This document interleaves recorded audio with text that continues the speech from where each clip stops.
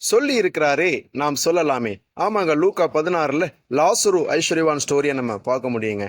லாசரு ஐஸ்வர்யவான் ஒரே நேரத்துல மரித்து போறாங்க.